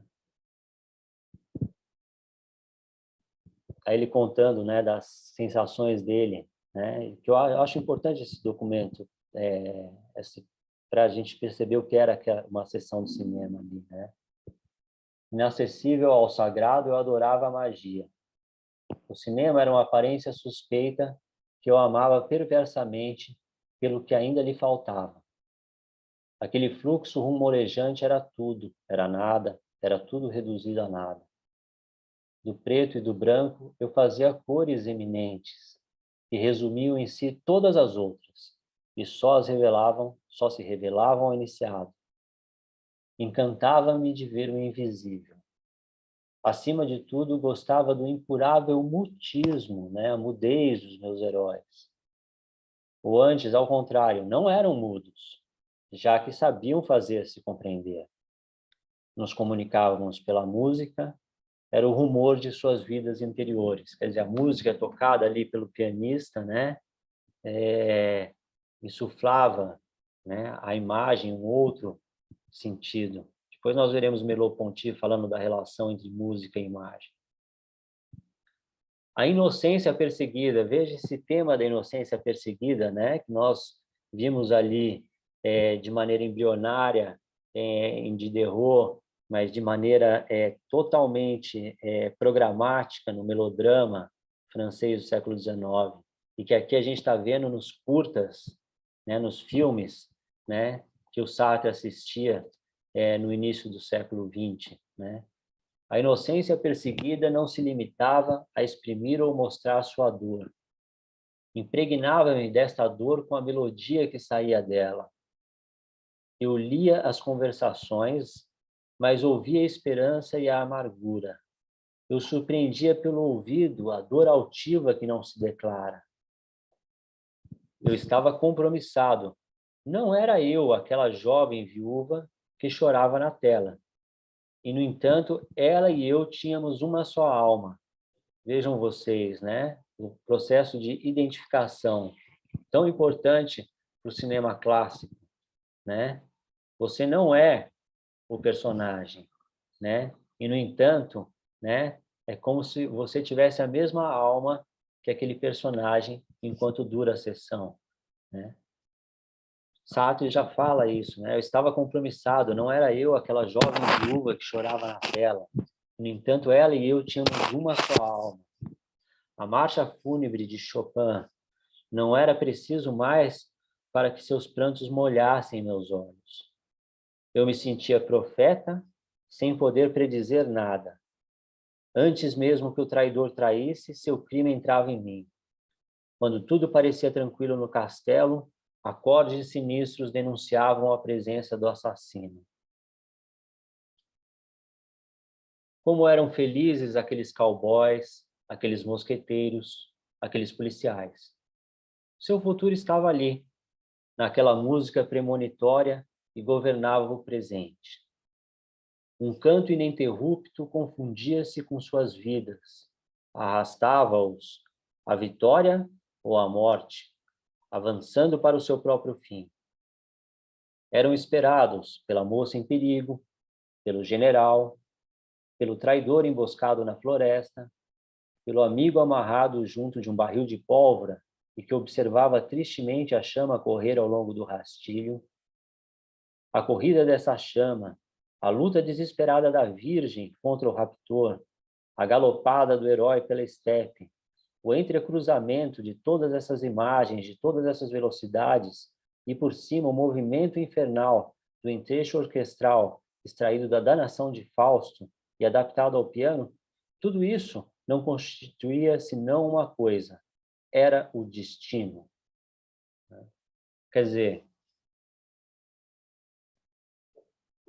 vemos aqui a descrição de Sartre de elementos que nós vimos na aula anterior no melodrama, que chegam ao cinema, e aqui já se assinala algo que será importante para a gente pensar a relação entre Sartre e o cinema, Porque ali, nesses filmes, se coloca o destino, A gente viu o papel da providência, que havia no melodrama e que há no cinema clássico, O destino, E, ao mesmo tempo, Sartre desenvolverá no existencialismo, uma filosofia que é voltada à contingência, que é justamente o oposto do destino.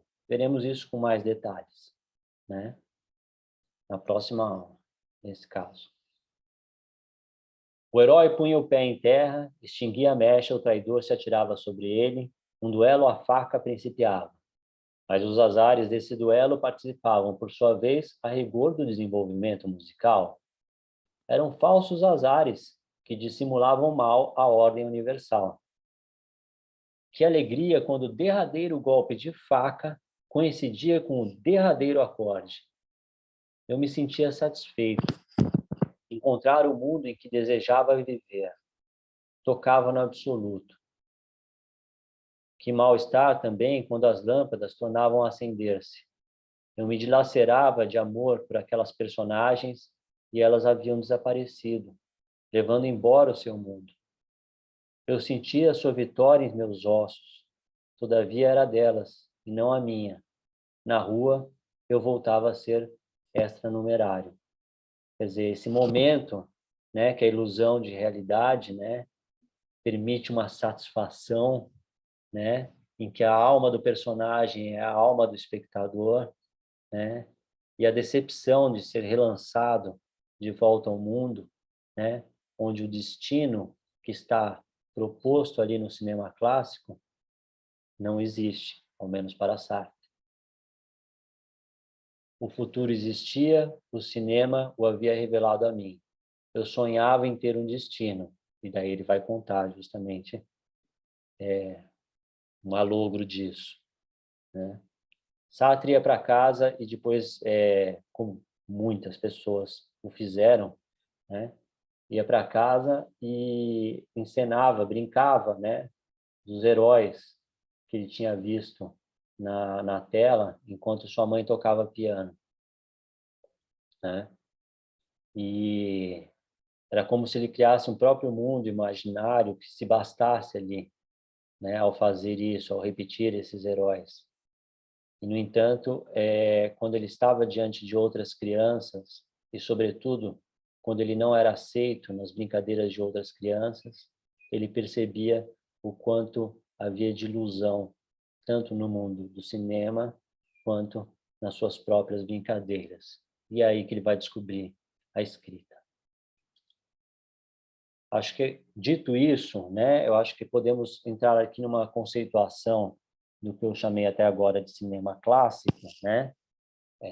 Chamado até agora por essa que eu estou falando como cinema que se ensina em classe, né? Cinema da linguagem, da decupagem clássica, né? Eu acho que vamos entrar aqui em alguns aspectos. Eu acho que uma explicação excelente a respeito do cinema clássico, né? Para aqueles que quiserem, né? Está aqui em Bazin, né? Esse crítico importantíssimo, né? Influenciado por Sartre, né? Morreu com apenas 40 anos de idade. Foi o fundador da revista Cahiers de Cinema, junto com outros, mas foi o fundador da Cahiers de Cinema. Influenciou toda a geração que formou no Nouvelle Vague, né? E foi muito influenciado por Sartre, né? A ideia de cinema moderno, etc., é muito ligada a Bazin.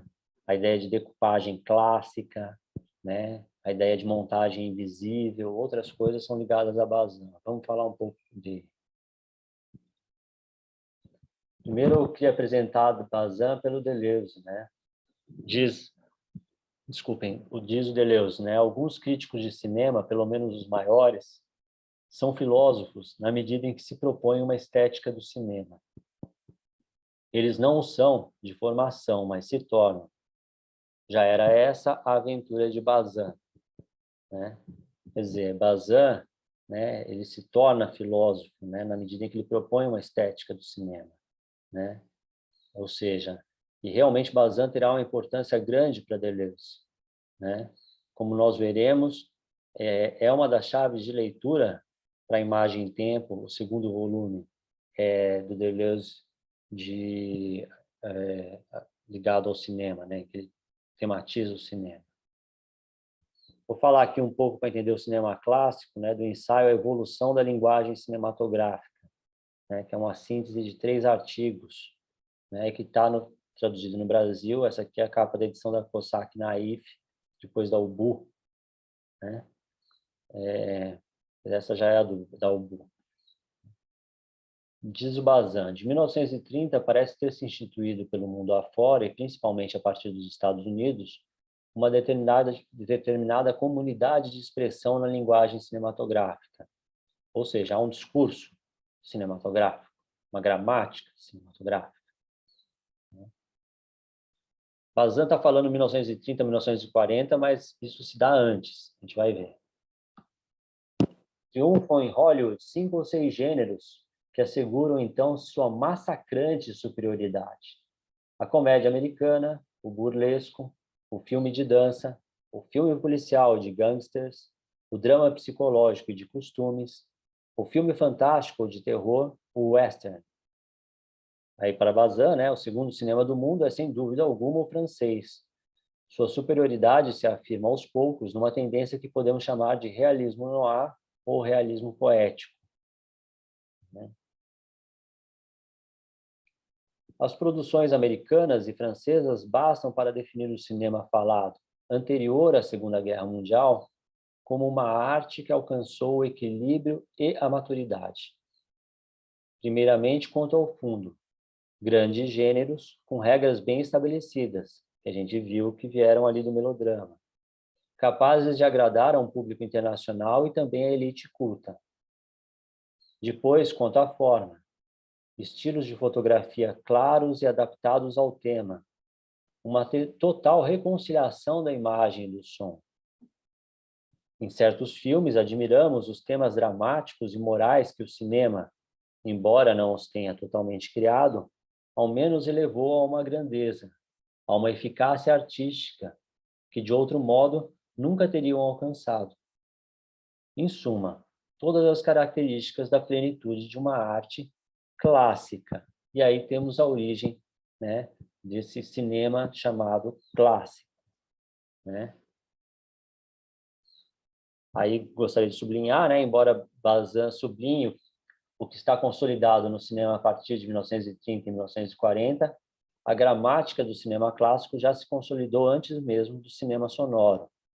Antes dessa década, já existia um cinema narrativo particular dominante na indústria. Acho importante para entender o cinema clássico que a gente veja alguns aspectos, né, e conecte-os desse cinema clássico, conectando-os com Bazin, né? Será importante para entender depois a ideia de cinema moderno e ver também o quanto essa ideia de cinema moderno ela é influenciada por Bergson, né, entre outros.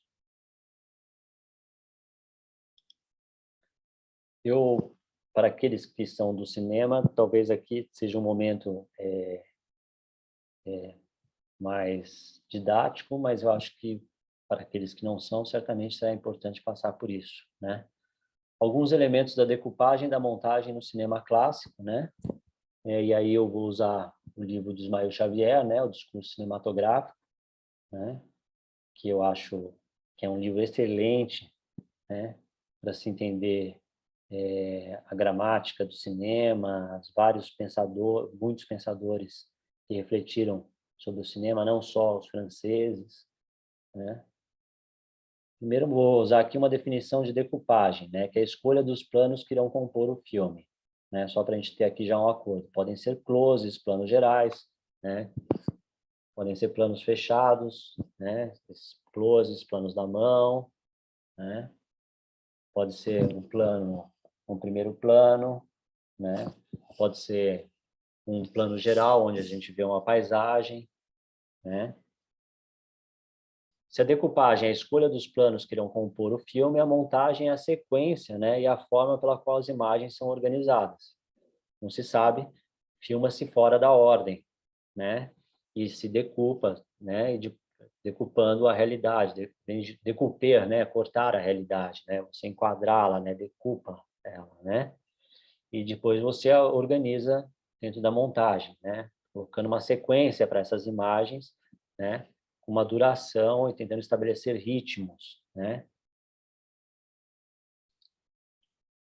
Num filme com a linguagem clássica, a montagem deve ser invisível, em termos de Bazin, né?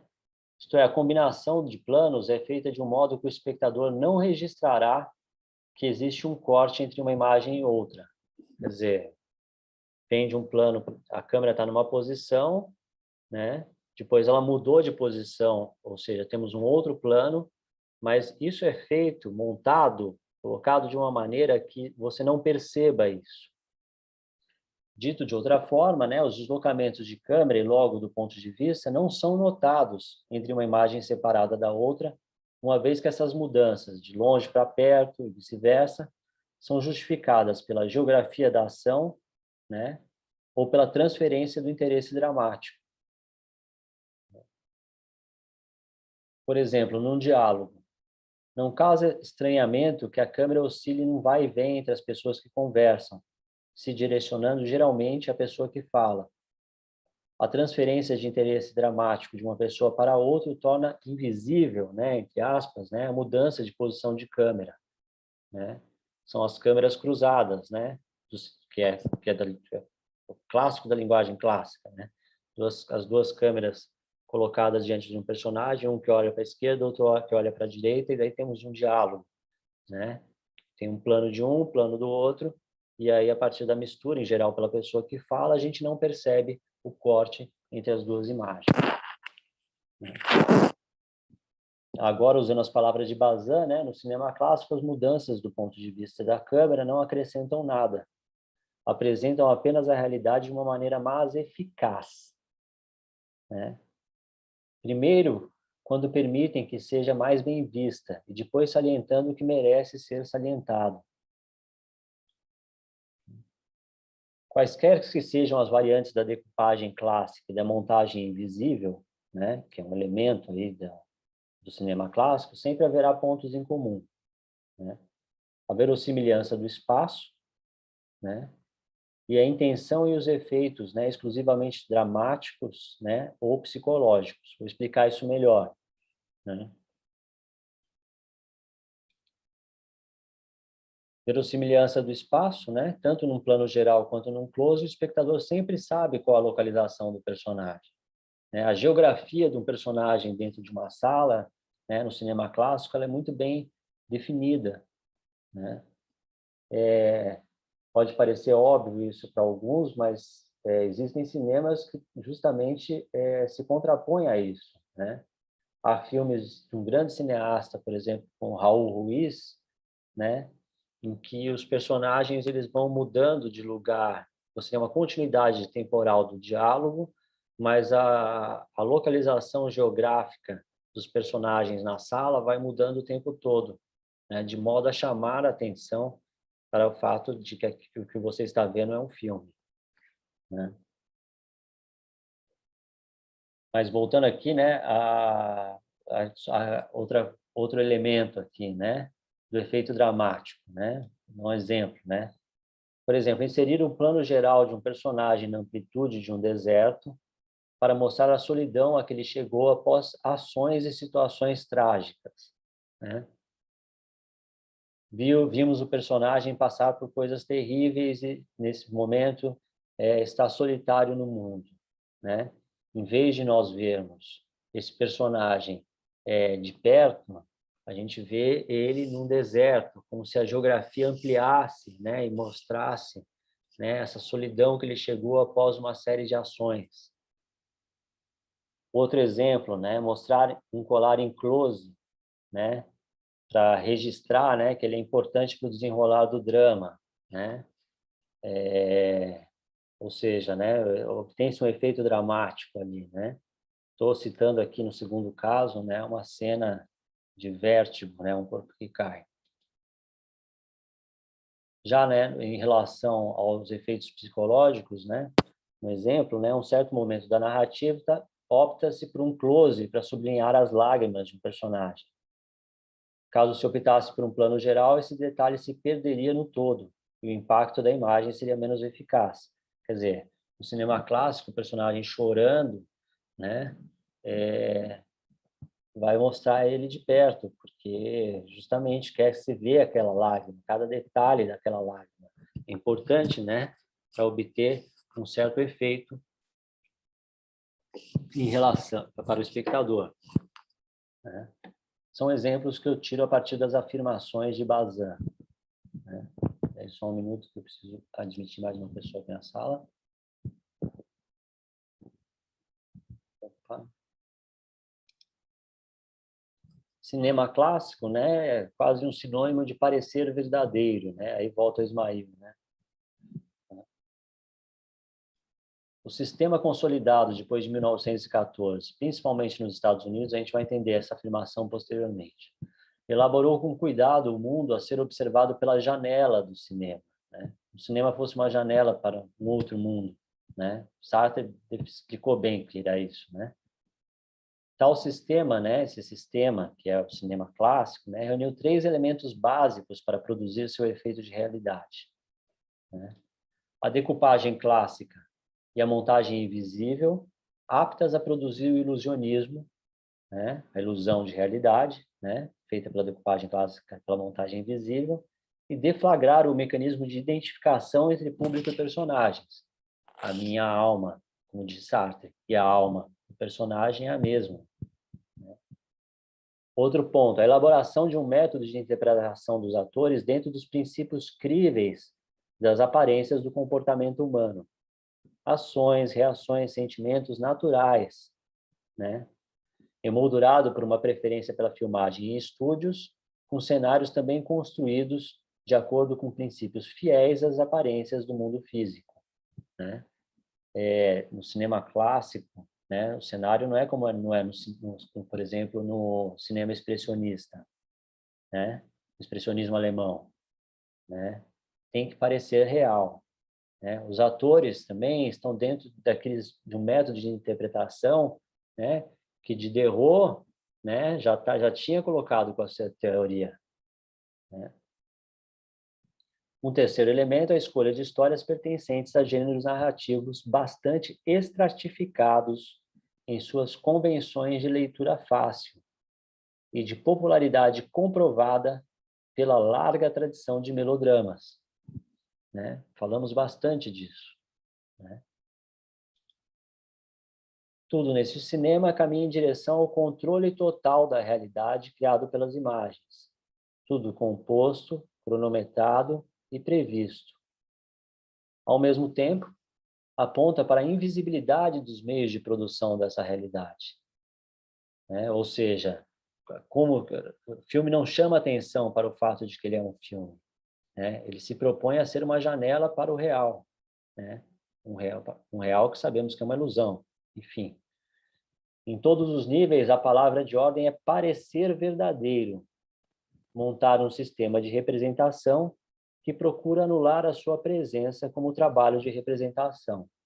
Parecer verdadeiro, cinema clássico, tem que parecer verdadeiro. Se aparece dinossauro, dinossauro tem que ser feito com um efeito especial tão bom que ele tem que parecer verdadeiro, né? Por exemplo, né? Não existem dinossauros, então tem que criar um dinossauro no cinema clássico, né? E ele tem que ser crível para mim, tem que parecer verdadeiro, né? Os espectadores de cinema clássico geralmente saem com essa afirmação, né? Eu não acreditei naquilo, não parecia verdadeiro, né? Uma outra maneira de chamar o cinema clássico também é continuity system, né? Graças à continuidade, né? Eu só queria, não vou falar disso aqui primeiro, que tá num outro livro do Ismail, né? O Olhar e a Cena, né? Diz ele, né? A ideia de uma evolução de uma narrativa para chegar ao cinema clássico muito tem se apoiado na clara demarcação da continuidade do espaço e do tempo, né?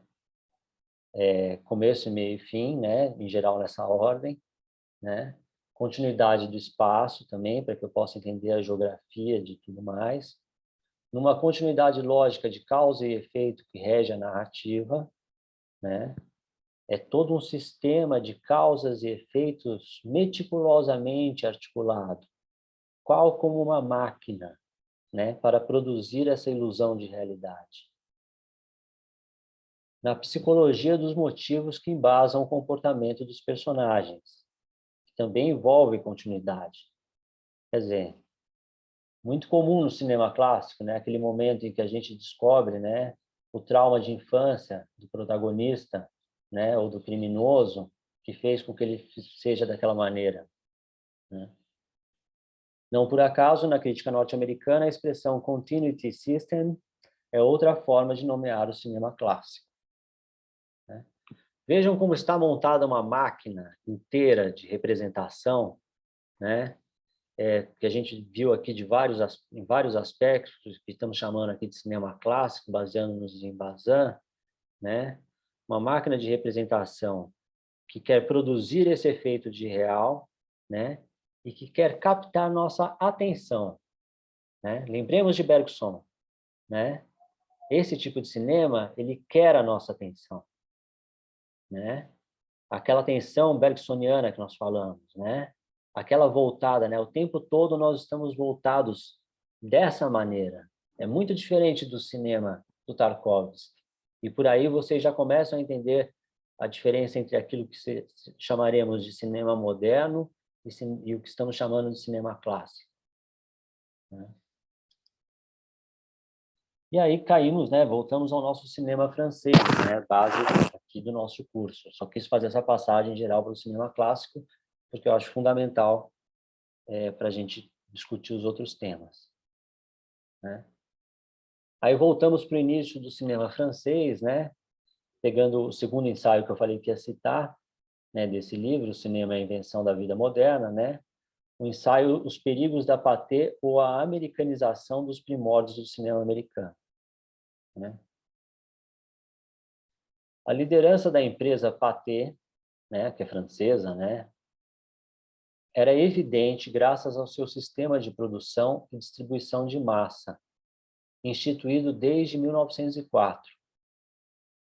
No entanto, em 1906, seu maior mercado não era a França, mas os Estados Unidos, em especial com o crescimento do Nickelodeon, né?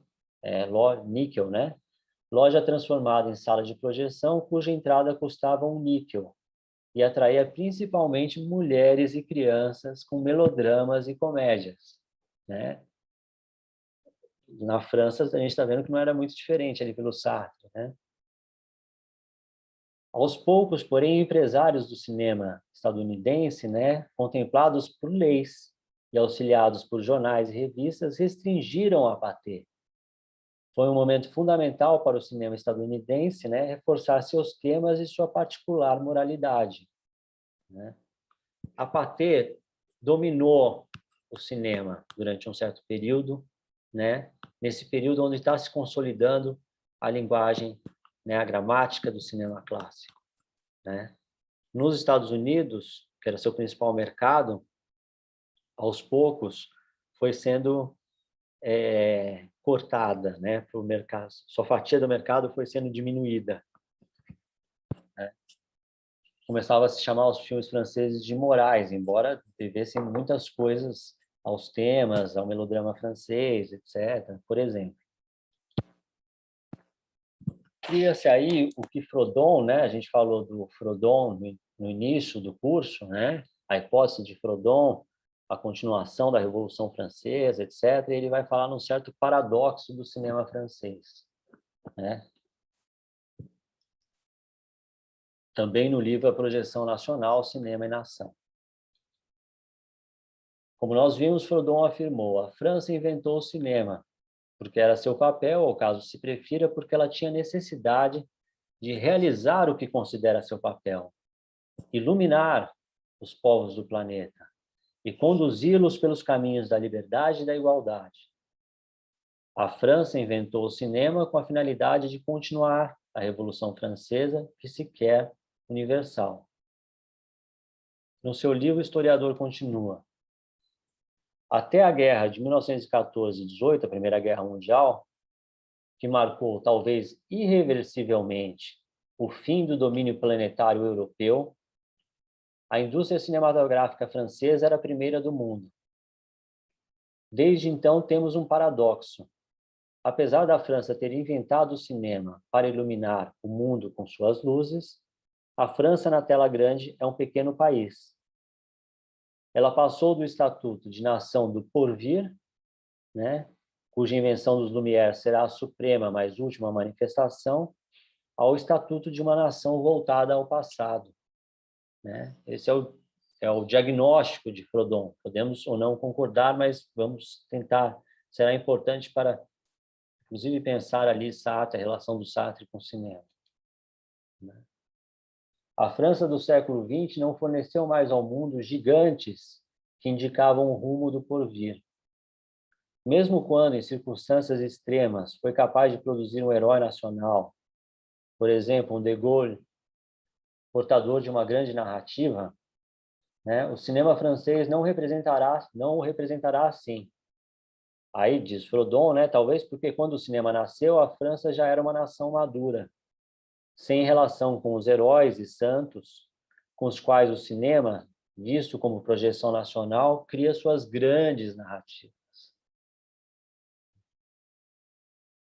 Deixa eu só admitir mais uma pessoa. E aí, para entender isso, né, Jean Renoir, um dos raros cineastas franceses que tomou a Revolução Francesa como tema. Quer dizer, a gente viu que a Revolução Francesa é assim, o elemento, é o ponto fundador, né? Não só da história que nós estamos contando, né, mas ponto fundador ali da história francesa, né? E que curiosamente não foi praticamente retratada no cinema francês, né? Não existem incomparável assim a quantidade de filmes norte-americanos sobre o western, né? Sobre,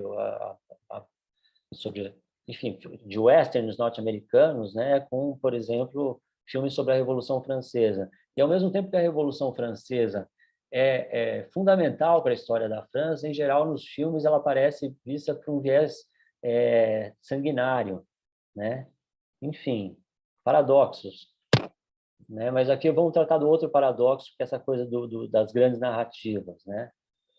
Jean Renoir, um dos raros cineastas franceses que tomou a Revolução Francesa como tema, e talvez o único a considerá-la com um olhar favorável em A Marselhesa, disse: "Nós não vamos tomar a Bastilha, que envolveria uma questão de cenário.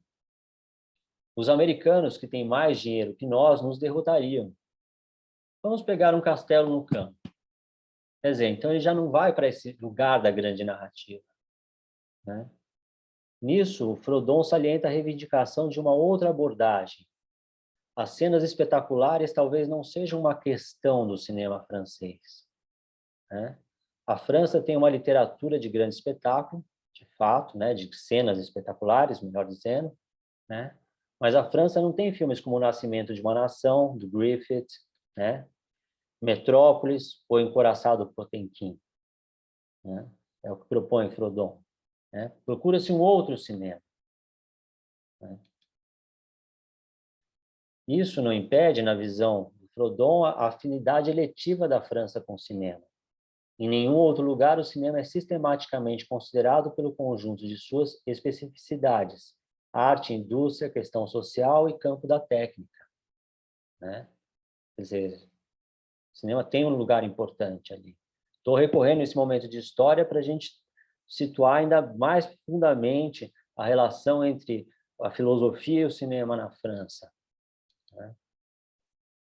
Isso também não impediu o surgimento, no final dos anos 50, da Nouvelle Vague, né? Um movimento estético radical que marca a explosão de um cinema moderno na França, né? Feito a partir de referências diversas, né? Cineastas como Rossellini, Howard Hawks, Hitchcock, e cujos nomes mais marcantes vieram da crítica cinematográfica, vieram justamente ali da Cahiers du Cinéma, né? Godard, né? É até um pecado falar tão rapidamente da Nouvelle Vague. A Nouvelle Vague não só marcou de modo inegável o cinema francês, né? E eu estou seguindo Frodon, e projetou no mundo uma imagem forte e reconhecível da França, como na mais pura tradição das luzes e da Revolução Francesa, inspirou muitas outras nouvelles vagues, né? A húngara, o cinema novo brasileiro, uma novela vague japonesa, no Canadá, assim por diante. Quer dizer, um outro tipo de cinema, que não é o cinema clássico, né? E que teve esse momento fundamental, que é a novela vague, na mais pura tradição das luzes da Revolução Francesa, inspirou outras maneiras de fazer cinema que não eram aquela do cinema clássico, né? Desse ponto de vista, a novela vague constitui o principal aspecto de um conjunto muito mais vasto que o Frodão, né? A construção, a organização e o reconhecimento na França de uma certa relação com o cinema, né? Uma relação particular que faz de Cannes o principal festival de cinema do mundo, que se manifesta no papel da Cinemateca Francesa, no exercício de um pensamento crítico exigente em relação ao cinema, que aparece em suas revistas, no gigantesco movimento popular por décadas dos cineclubes, na cinefilia, na terra de acolhimento de cineastas do mundo inteiro e de muitas vezes de porta-voz do próprio cinema em instâncias internacionais. De fato, a França muitas vezes assumiu a defesa do cinema, né, em instâncias internacionais. Eu cito um caso recente, por exemplo, que é o fato do Festival de Cannes não aceitar os filmes da Netflix, né? Os filmes teriam que passar pelas salas de cinema antes de irem para o Netflix, caso eles queiram entrar em Cannes, né? É uma defesa nesse ponto em relação à ideia do cinema como um lugar que a gente vai e assiste o filme, né? A França, nação cinematográfica que não encontrou como se projetar no século à medida do instrumento que ela inventou, torna-se, por outro lado, uma nação de outra ordem, a pátria da cinefilia mundial, diz Frodon, o país do amor ao cinema, de geografia estendida, na qual Oshima, Scorsese, Fritz Lang, Glauber Rocha, entre outros, podem se declarar cidadãos. Lugar onde o cinema se proclama essencial à humanidade e onde o cinema torna-se tema do próprio cinema, né? Quer dizer, estão dadas aí as coordenadas, né, históricas aí para a gente entender essa relação particular da França e do cinema, né? Muito específica. Temos alguns minutos agora para perguntas. Dessa vez eu consegui quase terminar na 1h40 de exposição, foi 1h46, mas agora a gente pode conversar e ter questões. Eu espero que eu não tenha continuado aquele maldito barulho que devia estar atrapalhando vocês. Vamos lá, eu vou abrir aqui o chat, porque eu tenho a impressão que na verdade, terá mais... Acredito que o microfone esteja esfregando em algo. Microfone. Bergson, tal, o barulho sumiu, ótimo, maravilha. Mas não temos questões aqui, temos maravilhoso Bergson, né? A presença de todos e é isso. Quem se habilita a questões?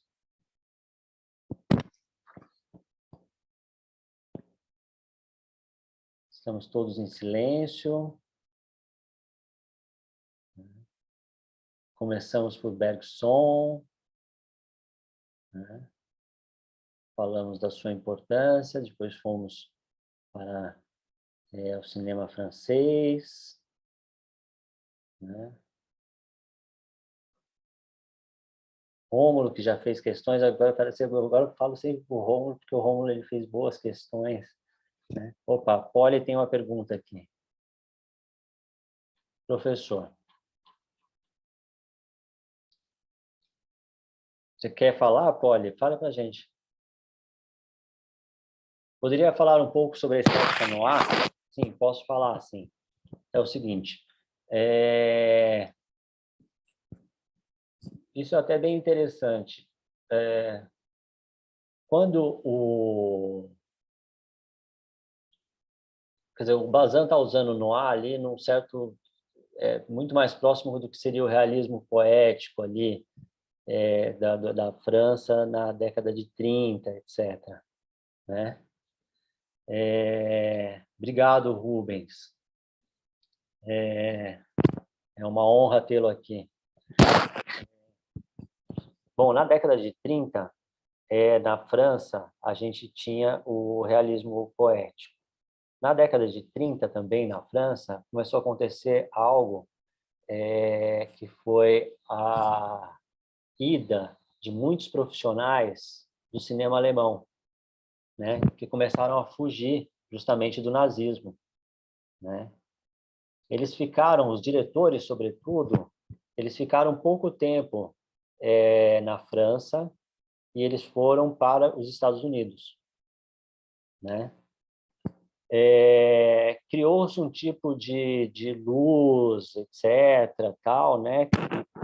Porque diretores de fotografia da Alemanha, muitos deles que tinham trabalhado no expressionismo, ficaram na França.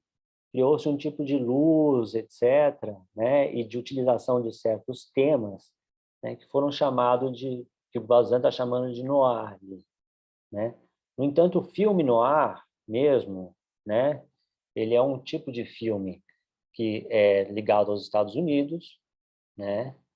Foram produzidos ali próximo da década de 40, né? Tem o Falcão Maltês, né? O Relíquia Macabra, entre outros tantos filmes que conjugam elementos como a femme fatale, a mulher fatal, né? Uma outra coisa que também aparece, quer dizer, é como se a sociedade fosse toda corrompida, né? E a gente tivesse um anti-herói que vai enfrentar o crime, mas ele é dotado não só de virtudes, mas também de defeitos, né? Existe toda uma história. O cinema noir seria quase uma... E a sua diferença para o cinema francês seria quase uma aula inteira, assim. Mas o termo, né, pegou na França, né? Filme noir, né? Deixa eu ver aqui. Rômulo tem uma pergunta. Vai lá, Rômulo. Desculpa, talvez só uma dúvida que eu tenho é se essa noção de tempo bergsoniana, que você falou, tempo processual, que a gente pode reconhecer em certa medida no Tarkovsky, que ele nos faz, de certa forma, sentir o tempo nos filmes dele. Como é que a gente pode pensar isso, se a gente pode pensar isso, por exemplo, no cinema do Eisenstein, que é quase um avô invertido do Tarkovsky, quando o tempo ali é muito mais dinâmico, muito mais rápido, se a gente consegue pensar esse tempo bergsoniano no cinema do Eisenstein. Eu acho mais difícil de pensar realmente no cinema do Eisenstein dentro dessa perspectiva bergsoniana, né? Lembremos que o próprio Eisenstein havia falado que o Diderot havia inventado o cinema, né? E a gente estabeleceu essa linhagem entre Diderot, melodrama e cinema clássico, né? Lógico, Eisenstein também tem uma vontade de criar um cinema dialético, quer dizer, ele vai entrar por outro caminho ali, né? Acho que, inclusive, a própria metafísica do Bergson não interessaria tanto ao Eisenstein, que está pensando em como transformar o materialismo dialético, o materialismo histórico, em cinema, né? Em forma cinematográfica, né? E, de fato, realmente o Tarkovsky é uma espécie de avesso, né, do Eisenstein, né? E a gente poderia até falar, né, porque o Eisenstein ele é um cinema de mobilização também, né? Ele quer mobilizar, né, a atenção, né? O Tarkovsky busca justamente esse relaxamento da percepção habitual, né? São entradas totalmente diferentes do mundo, né?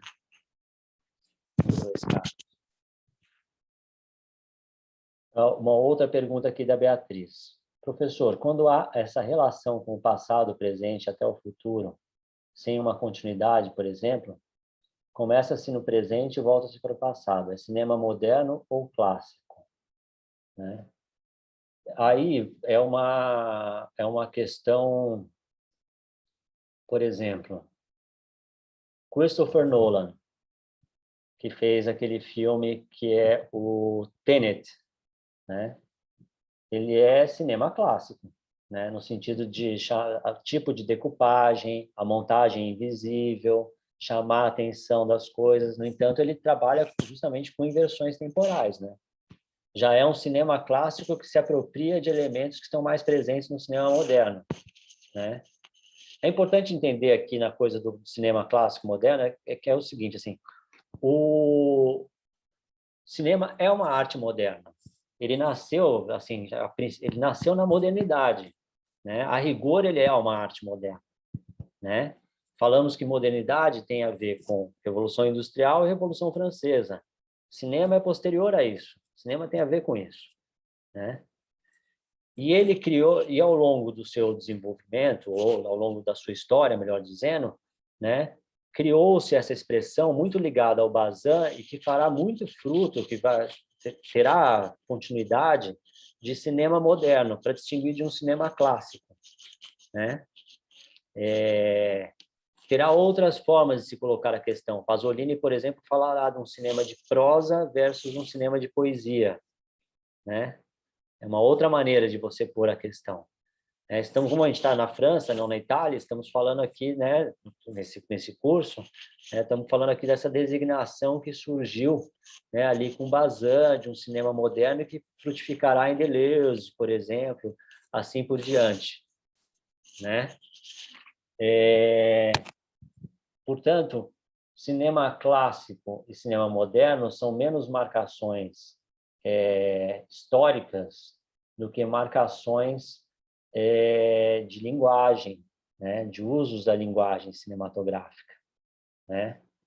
Nesse sentido, você pode ir para frente, para o passado, etc., como o ano passado em Marimbá, que é um filme marcado pela descontinuidade, né? Um filme do Alain Resnais, filme marcado pela descontinuidade, né? E aí sim muito ligado a um tempo bergsoniano, sim, né? Um tempo que certamente não é o tempo, ou certamente não é o tempo da tensão mecânica, etc., né? Não é o tempo do conhecimento vulgar. E você pode ter um filme como Tenet, né? Justamente, que também embaralha o tempo, mas é muito diferente, né? Os efeitos que se alcança num caso como no outro, né? Acho que a própria visão dos filmes já é quase autoexplicativa em relação a isso. Espero ter respondido sua pergunta. Segunda, outra questão. Eu não entendo nada de cinema, esse é meu primeiro contato. Seja bem-vinda, Larissa. Quais livros o senhor indica para as pessoas que estão começando a estudar a questão da história, teorias estéticas do cinema? Eu acho que uma boa maneira de começar, eu acho que tem uma série do Mark Cousins chamada A História do Cinema, Uma Odisseia. Ela foi lançada no Brasil em 2 caixas de DVD, né? É legal ver uma história do cinema que você vê, né? Porque, né? E o Mark Cousins é um historiador, pode ter questões em relação a ele, mas é muito interessante a maneira como ele conduz essa história do cinema, né? Apesar do subtítulo duvidoso, que é História do Cinema, uma Odisseia, qualquer coisa assim, né? Mas são, acho que, 10, 20 episódios no qual ele vai falar de vários cinemas. Eu comentei aqui rapidamente sobre ele na sala, aqui nas aulas, e eu acho que vale muito a pena, né? É uma boa maneira. E depois disso, os livros de Ismael Xavier. Ismael Xavier, um discurso cinematográfico, o Olhar e a Cena, que eu falei aqui, também é muito importante, sobretudo, por exemplo, se você ler o ensaio sobre o Hitchcock, né, vai se entender, é bem interessante. Aqui uma pergunta da minha mestra, né, Gária Matos, uma honra tê-la aqui, Gária, obrigado. Daniel, por que você disse que o cinema francês não produziu épicos como O Nascimento de uma Nação, né? E a coroação, né, de Luís XIV e Napoleão? O Gária, na verdade, teve uma questão dos épicos mesmo que foram pouco produzidos proporcionalmente segundo o Frodon, né? Se produziu, por exemplo, existem alguns épicos, né? Existe o Napoleão, né? Do Abel Gance, que você bem lembrou, né? Mas o Napoleão, do Abel Gance, é um filme quase, assim, que tem sessões raríssimas, né? Difícil de ser projetado, até porque ele é dividido em 3 telas, né? Como se não houvesse... Enfim, é o épico dos épicos, mas ele não é, ele é improjetável quase, né? Quase ninguém viu Napoleão, né? Existem algumas coisas, sim, de tentar produzir épicos, etc., mas o cinema não se caracterizou como tal dessa maneira, né? Ele foi muito mais para o lado dos filmes do Jean Renoir, né? E depois da Nouvelle Vague, né? Aí realmente a gente vai para um cinema como o do Romer, como o do Godard, né? Que não quer contar a história como faz o cinema norte-americano, a história de Lincoln, né? Kennedy, desse tipo de personagem, né? É curioso isso, né? O Frodon aponta isso, eu confesso que também me chamou a atenção, assim, né? Acho que durante esse período de pesquisa de pós-doutorado, acho que é uma questão que tem que afinar mesmo, assim, com mais detalhe. Obrigado pela pergunta, minha mestra Ugani. Bom dia, respondeu sim. Bom dia, professor. Bom dia, galera. Entrei um pouco tarde já, marcando presença. Obrigado, Bulgária. Bom, são meio-dia, agora é meio-dia. Espero que a aula tenha sido proveitosa para todos. Aqueles que não colocaram aqui a presença, por favor, coloquem agora, né? E eu vou te deixar o computador, vou sair do computador, mas vou deixar ele mais uns 5 minutos ligado para que todos possam colocar a sua presença. Muito obrigado e nos veremos, então, na semana que vem para a última aula, quando falaremos de Dependendo da doença, a pessoa está incapacitada de vir. e mais de Sartre. Obrigado. E pelo que está descrito lá, a pessoa tem que estar meio morrendo para dar